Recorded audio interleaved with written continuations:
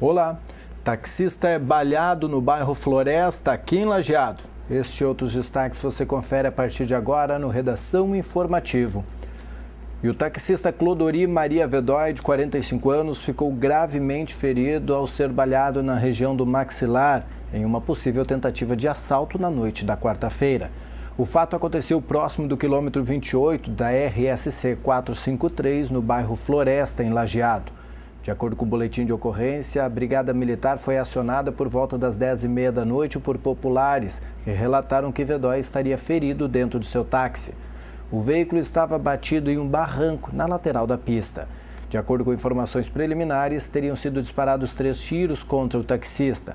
Clodori Maria Vedói foi conduzido ao Hospital Bruno Born, onde permanece internado na unidade de terapia intensiva em estado grave. Os policiais encontraram dinheiro caído no chão e no banco do veículo. O ponto de táxi em que ele trabalha fica próximo à UPA, no bairro São Bento. Pelo menos 3 criminosos são procurados por mais de 10 homens da Brigada Militar na zona rural de Paverama.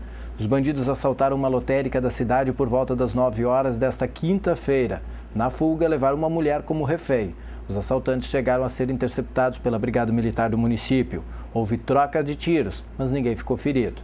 A fuga dos suspeitos, que estavam em um Vectra roubado na noite de quarta-feira em Lajeado, foi em uma estrada vicinal que liga Paverama a Brochir, no Vale do Caí. Policiais militares da área do 40º Batalhão da Polícia Militar fazem as buscas. O carro e a refém já foram encontrados e a suspeita é de que os fugitivos estejam escondidos em matagais da região. O comando do 40º Batalhão da Polícia Militar deve solicitar em instantes reforço aéreo de um helicóptero para auxiliar nas buscas.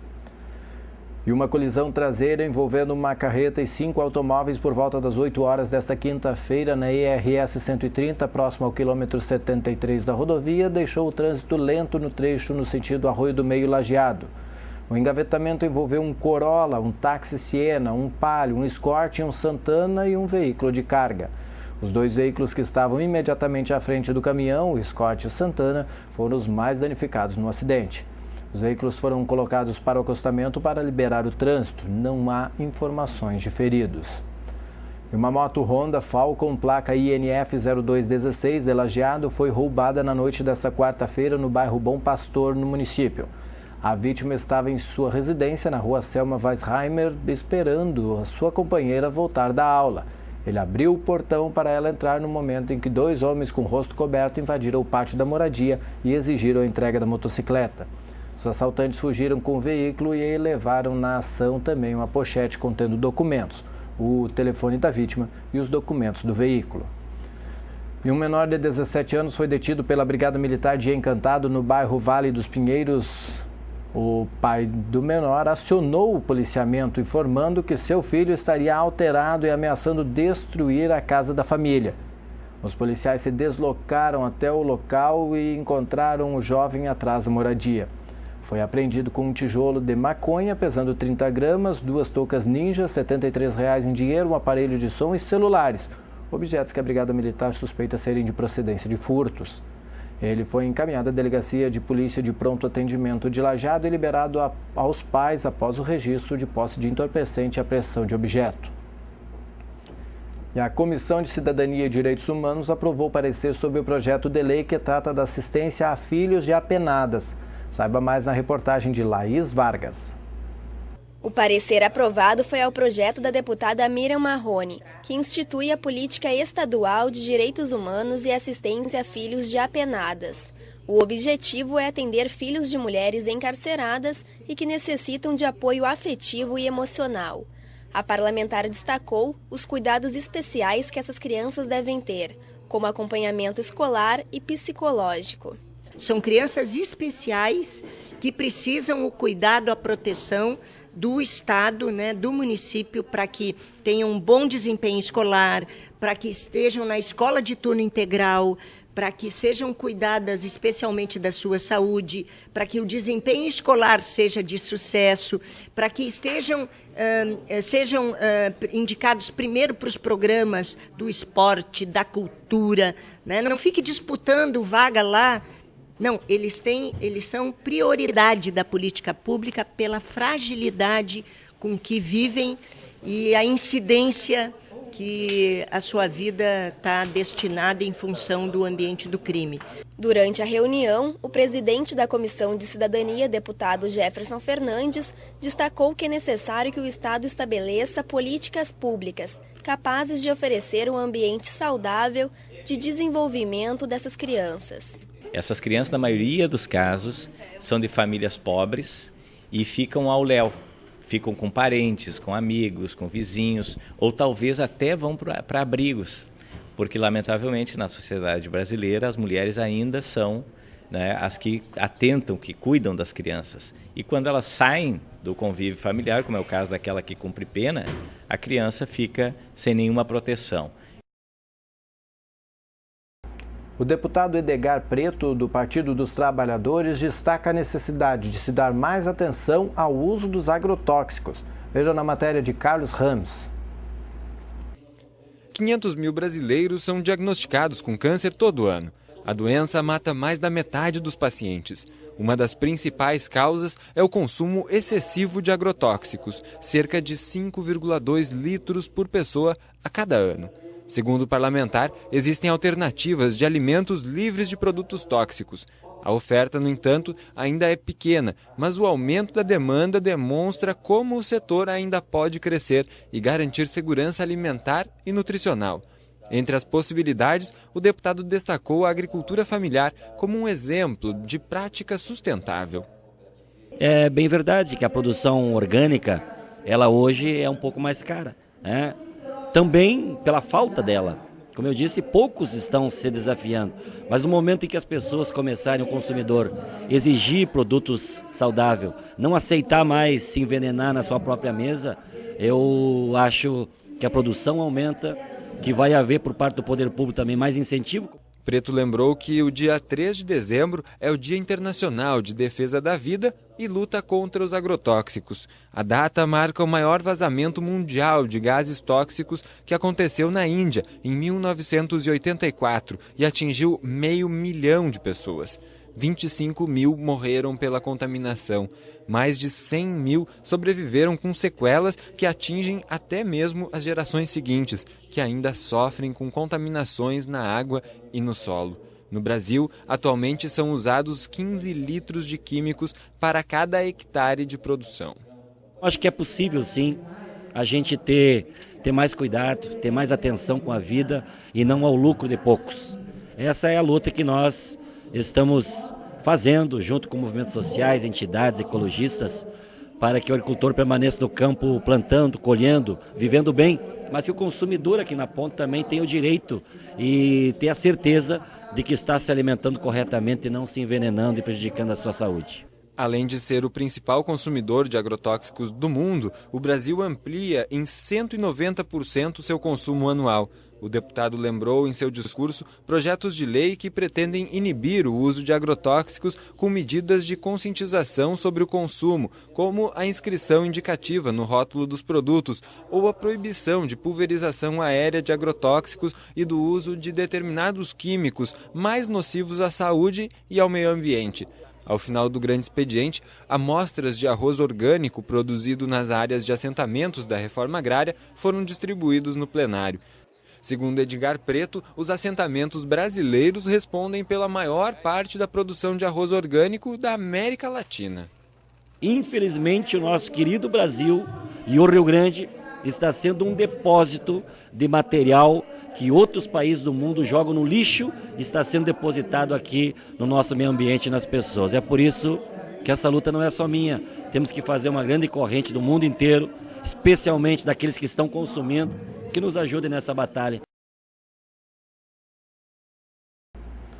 O crescimento do Produto Interno Bruto do Rio Grande do Sul é pequeno, mas o estado comemora a geração de 400 mil vagas nos últimos 4 anos. Acompanhe na matéria de Heron Vidal. Dias parados na produção devido à Copa do Mundo, eleições e desaceleração da economia mundial e do Brasil influenciaram os resultados do Produto Interno Bruto, o PIB do Rio Grande do Sul em 2014. Os números não têm sido exuberantes, mas não há depressão na economia gaúcha. Ao contrário, o emprego e a renda estão em alta no estado. Foram criados 400 mil novos empregos em 4 anos. Nesta quarta, a Fundação de Economia e Estatística, FEE, apresentou o desempenho do terceiro trimestre do ano. O PIB foi 0,3% negativo, comparado ao do mesmo período do ano passado. A queda do terceiro trimestre ela vem em linha com a queda verificada no Brasil também, né, nessa base de comparação. E quando a gente olha o acumulado do ano, acumulado em 12 meses, e a taxa de crescimento do terceiro trimestre em relação ao segundo, as taxas também elas mostraram os mesmos sinais e os valores absolutos muito próximos também do Brasil. Ou seja, o comportamento da economia do Rio Grande do Sul ao longo de 2014 está bastante influenciado e muito em linha com a economia brasileira. Acumulado do ano, de janeiro até setembro, o PIB gaúcho foi 0,1% positivo. O do Brasil, 0,2%. Nos 12 meses passados, a contar de setembro, o PIB do estado foi 1,1% positivo e o do Brasil, 0,7%. O menor crescimento econômico não tem afetado as taxas de desemprego e o nível de renda das famílias. Isso significa que nossas famílias estão sentindo um pouco, até o presente momento, o menor crescimento econômico. Nós podemos ver ainda crescimento nas vendas no comércio, no acumulado ao longo do ano, e esperamos que o Natal e o Ano Novo que se aproxime também em condições similares, nossas famílias com as pessoas tendo emprego e tendo renda e capacidade de compra. Ao longo desses últimos 4 anos foram gerados 400 mil empregos em razão dos investimentos do parque em infraestrutura e dos investimentos que foram negociados através da Agência Gaúcha de Investimento e Desenvolvimento. Os veículos novos terão modelo brasileiro de placas no padrão Mercosul a partir de janeiro de 2016. O Departamento Nacional de Trânsito apresentou nesta quinta-feira o novo modelo, aprovado por unanimidade pelo Conselho Nacional de Trânsito, publicado no Diário Oficial da União. A placa de identificação veicular é um documento, portanto deve conter dispositivos para dificultar a falsificação ou produção clandestina. No Brasil, a clonagem de placas veiculares é elevada. Além da sua utilização criminosa por quadrilhas de roubos de veículos, há inúmeros casos de proprietários que utilizam placas frias para driblar a fiscalização eletrônica e, assim, evitar as multas de trânsito. O coordenador Rony Barbosa explicou que futuramente será possível uma integração entre os dados dos países do Grupo Mercosul. As novas placas terão um fundo branco, com 4 letras e 3 números, utilizadas na maioria dos países devido ao contraste com a combinação alfanumérica, o que permite melhor visualização e leitura pela fiscalização eletrônica. Terá ainda uma margem azul superior com o emblema do Mercosul à esquerda. O nome do país estará ao centro, com a bandeira nacional à direita. Outros itens são linhas onduladas horizontais e marcas d'água com a logo do Mercosul gravadas na película refletiva. Acompanhe agora os atos oficiais com Oswaldo Carlos Van Leeuwen. O município de Santa Clara do Sul torna público para conhecimento dos interessados que serão recebidos e abertos os envelopes relativos à licitação que tem por objeto a prestação de serviços de arbitragem para a Copa Cidade das Flores. Mais informações pelo fone 2782-2250. O prefeito municipal de Estrela, através do edital, está tornando público que no dia 6, sábado próximo, serão recebidos os envelopes referentes à contratação de empresa especializada para executar serviços de pavimentação e drenagem na rua Antônio Xavier Dil. Em Itapuca, está aberto o processo para os cursos de graduação à distância, cujas provas ocorrem no dia 6 de dezembro, na Escola Municipal João Cláudio Kaprowski. Calendário de eventos do Governo de Imigrante no mês de dezembro. Dia 5, Assembleia da Paróquia Centro Comunitário EAS. Dia 7, Encontro do Advento na Praça e Dia do Natal do Idoso, na Secretaria de Saúde, Assistência Social e Meio Ambiente.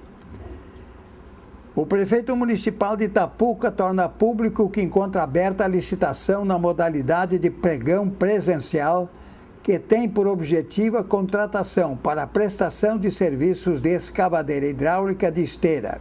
As propostas deverão ser apresentadas até às 9h30 do próximo dia 10, na Prefeitura do município. E foi realizado nesta quinta-feira mais um leilão do Prêmio Equalizador Pago Produtor Rural, o PEPRO, de trigo. Nesta operação, a Companhia Nacional de Abastecimento negociou mais de R$ 1.200.000 em prêmios para a venda de escoamento de 17.800 toneladas de trigo da safra 2014 e 2015. A companhia ofereceu incentivo para a comercialização de 110 mil toneladas do produto. A quantidade comercializada representa 16% do total. A operação vai contemplar produtores e suas cooperativas nos estados do Paraná e Rio Grande do Sul. Em Santa Catarina, não houve interessados. E a Associação Comercial e Industrial de Lajeado realiza na próxima terça-feira sua última reunião almoço do ano. A presidente do Conselho de Administração da Medabio, Líris Bilíbio, debate com empresários e executivos o tema governança corporativa. O evento inicia às 11h45 no salão da entidade, na rua Silva Jardim, 96, no centro de Lajeado.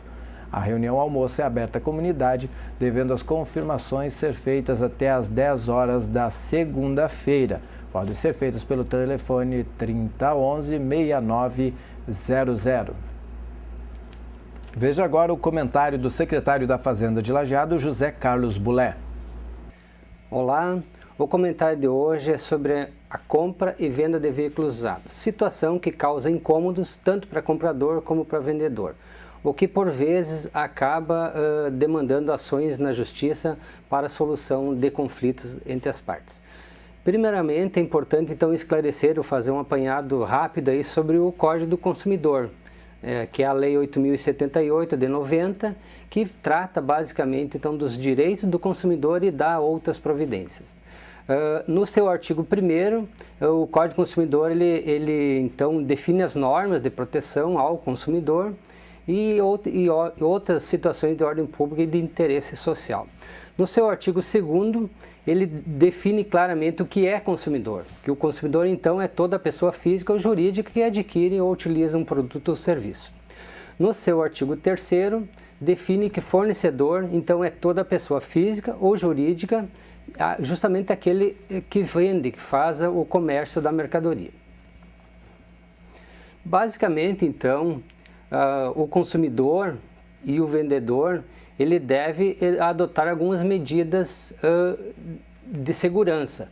Por exemplo, na compra do veículo usado, tanto o consumidor como o vendedor ou o fornecedor, como queiram, precisam então adotar esses cuidados para evitar então problemas futuros com um negócio mal feito com a compra do veículo usado. O consumidor, muitas vezes, ao escolher um veículo para comprar, ele não adota então esses cuidados mínimos. A maioria dos negócios então ocorre de forma impulsiva, sem que haja medidas básicas de segurança. Talvez por essa razão, justamente surgem conflitos, às vezes que acabam por se resolver na justiça, como foi dito. A compra e venda do veículo usado, a principal razão dos litígios que acontecem na justiça é justamente a condição daquele bem ou daquele veículo. Por isso, então, o comportamento das partes no momento do negócio, ele vai evitar essas demandas judiciais. No caso de consumidor, a primeira providência ao pensar em adquirir um veículo é buscar informação técnica e fazer uma avaliação consciente. A segunda, estar atento à escolha da marca, do tipo de veículo, do tipo de combustível que melhor atenda a sua necessidade. Uma outra sugestão é buscar, digamos assim, no mercado o produto que esteja então dentro das expectativas do orçamento. Saber analisar as ofertas, que certamente serão muitas e que acabam tornando a escolha cada vez mais difícil. Verificar a documentação, inclusive pesquisando junto ao Detran se existe alguma pendência, como por exemplo, alienação, multas e outras situações normais. Verificar junto à Justiça Comum e à Justiça do Trabalho. Essa é uma providência que nem sempre as partes fazem, mas é importante principalmente para a proteção aí do comprador. Por fim, o mais prudente e aconselhável, que evitaria então algumas demandas judiciais, é buscar auxílio a um mecânico, a um profissional da área, para fazer então a avaliação daquele veículo que se pretende adquirir. Esse mecânico então ele vai avaliar então as condições do veículo, o estado do motor, da lataria do carro. Então lembre-se, é direito do consumidor testar o veículo e submetê-lo à análise de um profissional, que poderá detectar possíveis defeitos e defeitos esses ocultos muitas vezes. Agora vamos analisar sobre a ótica do vendedor. O vendedor então ele precisa formalizar um contrato, de preferência com 2 assinaturas de testemunhas, com identificação das partes, do produto, além do preço e condições de pagamento. Informe no contrato ou na nota fiscal qual a quilometragem do veículo. Isso evita algumas discussões posteriores. Uma sugestão: elabore um termo de entrega do veículo. Elabore também um termo de vistoria que comprove que o comprador levou ao mecânico de sua confiança. Nunca efetue uma compra sem preencher os documentos de transferência. Fique com uma cópia para que, se o comprador não efetuar a transferência em 30 dias, você poderá fazer a comunicação de venda junto ao Detran e assim evitar incômodos como multas e os famosos pontos na carteira de habilitação. Por fim, tanto no caso do comprador como do vendedor, seria conveniente a contratação então de um profissional técnico, que é o famoso e nem sempre procurado advogado. A prática é procurar o profissional quando ocorre algum problema, quando que o ideal seria procurar o advogado antes de fazer o negócio. O ideal e correto é ter auxílio na formalização do contrato, justamente para evitar ou minimizar possibilidades que acontecem ou que podem acontecer em relação ao negócio efetuado ou a um mau negócio efetuado. A Universidade Federal do Rio Grande do Sul apresenta nesta quinta-feira à noite o resultado do mapeamento das áreas de inundações e deslizamentos que foram feitas em Estrela entre 2012 e 2014. O levantamento mostrará à comunidade onde estão, quais são as áreas vulneráveis e dará uma diretriz ao governo municipal para que possa trabalhar mais de forma eficaz em cima da gestão de risco. Em Estrela, os técnicos vão destacar bairros mais propícios a inundações e residências onde há risco de incidentes. Os mapas de vulnerabilidade também vão incluir recomendações ao município. Organizada, a Defesa Civil de Estrela tem seu próprio diagnóstico e plano de contingência. Entre as orientações da universidade está o planejamento transversal e a ação conjunta de órgãos da gestão pública, o que Estrela já vem fazendo. A Igreja da Comunidade Evangélica de Estrela sediou a investidura do novo pastor sinodal do Sino do Vale do Taquari, Gilcinei Tetzner, e de seu vice-pastor Luiz Henrique Silvers. Tetzner era pastor da Comunidade Evangélica de Estrela e Silvers atua em Lajeado. O culto da investidura contou com a participação do pastor-presidente da Igreja Evangélica de Confissão Luterana do Brasil, Nestor Paulo Friedrich. O pastor investido fica à frente do Sino do Vale do Taquari por 4 anos, sendo possível também uma reeleição. Ele foi escolhido em Assembleia Sinodal realizada no dia 27 de setembro, quando os representantes das 59 comunidades e 15 paróquias da ISLB no Vale do Taquari tiveram a oportunidade de votar. O secretário de Governo de Lajeado, Auri Reiser, cumpriu a agenda em Brasília. Em audiência com o secretário de Atenção à Saúde do Ministério da Saúde, Fausto Pereira dos Santos, ele tratou de 3 assuntos de interesse do município. 2 sobre a unidade de pronto atendimento, a UPA, e 1 sobre o Hospital Bruno Born. Sobre a UPA, por telefone, Reiser informou que a portaria de qualificação, que aportará mais recursos federais, será publicada no Diário Oficial da União nos próximos dias. Atualmente, o governo federal repassa R$ 175 mil por mês para a manutenção da unidade. Após a publicação, haverá um incremento de R$ 125 mil, totalizando R$ 300 mil mensais. O segundo assunto sobre a UPA foi o repasse dos atrasados referentes à habilitação da unidade. Como o orçamento de 2014 está consolidado, Reiser recebeu a informação de que os R$ 700 mil não repassados nos meses de março, abril, maio e junho serão pagos no início de 2015. O terceiro tema foi a cedência de um acelerador linear para o tratamento com radioterapia pelo Sistema Único de Saúde, ao HBB. Segundo Reiser, 80 máquinas foram adquiridas pelo Ministério da Saúde. Como nem todas as instituições foram habilitadas, Fausto explicou que a destinação de um aparelho ao Hospital de Lajeado será avaliada sob o aspecto legal. A Prefeitura de Lajeado definiu ações de fiscalização do comércio informal. Participaram da reunião o Procurador Jurídico do município, a Brigada Militar, Polícia Civil, Câmara dos Dirigentes Lojistas, Secretário da Fazenda e também Secretária do Planejamento.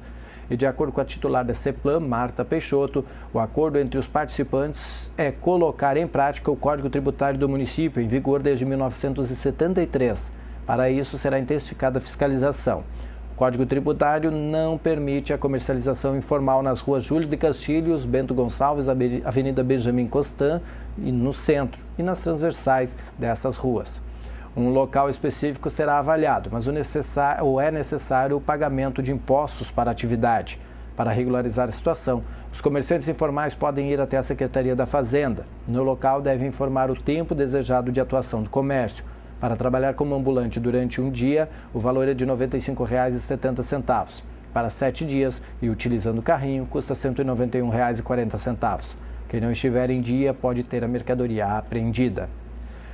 Com o objetivo de melhor receber turistas e a comunidade, a diretoria da paróquia São José do Patrocínio, do distrito de Itapuca, em Antagorda, instalou um sistema de iluminação na Gruta Nossa Senhora de Lourdes.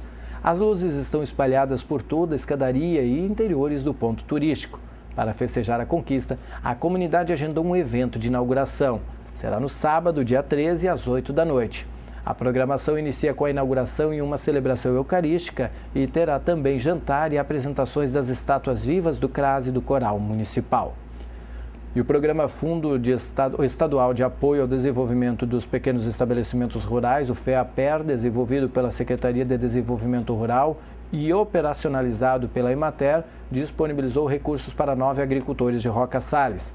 O financiamento para a construção de viveiros para a piscicultura, através da linha de crédito para investimento, prevê aos agricultores que pagarem em dia suas contas 80% de subvenção. Além dos financiamentos, os agricultores beneficiados com o projeto de construção de viveiros também receberam pelo programa o licenciamento ambiental, a outorga da água e o cadastro no Ministério de Pesca e Aquicultura. Os projetos foram elaborados pelos técnicos do Escritório Municipal da Emater de Roca Salles, que também acompanharam a construção dos viveiros. Veja mais informações da região com o repórter Alício de Assunção. A Associação Comercial, Industrial e de Serviços de Marques de Souza realiza no sábado a abertura oficial dos festejos natalinos no município. Será a partir das 3 horas da tarde, em frente à Praça Central, quando ocorrem diversas atividades que culminarão com a chegada do Papai Noel. De acordo com o presidente da entidade, Adair Diedrich, a iniciativa ocorre graças ao esforço e união das 32 empresas associadas que, através de contribuição mensal, permite que os recursos sejam utilizados para garantir a diversão da garotada, que terá à disposição brinquedos infláveis, cama elástica, além da distribuição de doces e brinquedos. Serão sorteadas 2 bicicletas entre o público presente. Para concorrer, basta contribuir com 1 quilo de alimento não perecível que será doado à Associação Hospitalar de Marques de Souza. O evento servirá também para o lançamento da campanha Nota da Sorte 2014, que visa sortear várias compras entre as pessoas que realizarem compras nas lojas associadas. Para participar do sorteio, através da troca de notas fiscais por cautelas, os consumidores podem utilizar notas fiscais emitidas desde janeiro desse ano nas lojas associadas à entidade em Marques de Souza. Será realizado dia 17 de dezembro o 2º encontro de Natal dos grupos da terceira idade do município de Travesseiro. Todas as pessoas que fazem parte de um dos 8 grupos do município estão convidadas a participar desse dia de festa no Clube Esportivo Travesseirense. Haverá transporte à disposição de todos e a saída das comunidades está marcada para as 9 horas da manhã. O início das festividades será às 10 horas. Muitos preparativos e surpresas estão sendo organizadas para esse dia. E o município de Sério realiza amanhã a primeira rústica Cidade de Sério. Cerca de 100 corredores participarão da iniciativa, que terá um percurso de 400 metros, 2 quilômetros e 5 quilômetros. O evento, que inicia às 6 horas da tarde, é organizado pela Secretaria da Educação e Cultura de Sério, Departamento de Turismo e Sesc de Lajeado. Obrigado, Alício. Desenvolvido em Santa Clara do Sul desde o início do ano letivo de 2013, o Pacto Nacional pela Alfabetização da Idade Certa pretende assegurar que as crianças aprendam a ler e escrever e tenham noções de matemática até os 8 anos de idade. Se no ano passado o enfoque foi o letramento, em 2014 as atenções se voltam à matemática. Para repassar o formato do projeto às 6 professoras alfabetizadoras, o orientador de estudo Leonardo Menegotto Braun participou de uma especialização em Caxias do Sul. Foram 200 horas de capacitação com o objetivo principal de dinamizar os métodos de ensino. Na quarta-feira, ocorreu a primeira etapa do seminário integrador para mostrar parte do aprendizado adquirido ao longo do ano. Na oportunidade, uma gincana de atividades matemáticas envolveu alunos do 1º ao 3º ano da Rede Municipal de Ensino na Escola Frei Henrique de Coimbra, em Nova Santa Cruz. E veja como será esta sexta-feira com o jornalista Rodrigo Nascimento e a previsão do tempo. Olá, esse é o Boletim do Tempo, de volta ao Redação Informativo, com a previsão do tempo para esta sexta-feira no Rio Grande do Sul e também no Vale do Taquari. E assim como ele, o sol, a gente está de volta anunciando muito sol e calor na casa dos 35 graus para essa sexta-feira em todas as regiões. De acordo com as últimas imagens de satélite do Instituto Nacional de Pesquisa Espacial, o INPE, vai ter muito sol em toda a faixa sul nessa sexta-feira. E aqui não vai ser diferente. Em Lajeado, a sexta-feira começa com muito sol e temperaturas agradáveis. A mínima deve ser de 15 graus, só que à tarde, gente, esquenta bastante. A máxima deve ficar nos 30 graus nessa sexta-feira em Lajeado. Em Putinga, terra do meteorito, olha só, o dia também começa bem limpo, com muito sol e quase nada de nuvens, e as temperaturas também vão oscilar bastante durante essa sexta-feira. Em Putinga, o dia começa com 16 graus e a máxima alcança os 28 graus. Esse é o Boletim do Tempo, então, com as informações dessa sexta-feira para o Vale do Taquari. Nós retornamos na próxima edição do Redação Informativo e eu, é claro, estarei esperando por você com a previsão completa do tempo para o fim de semana. Até lá!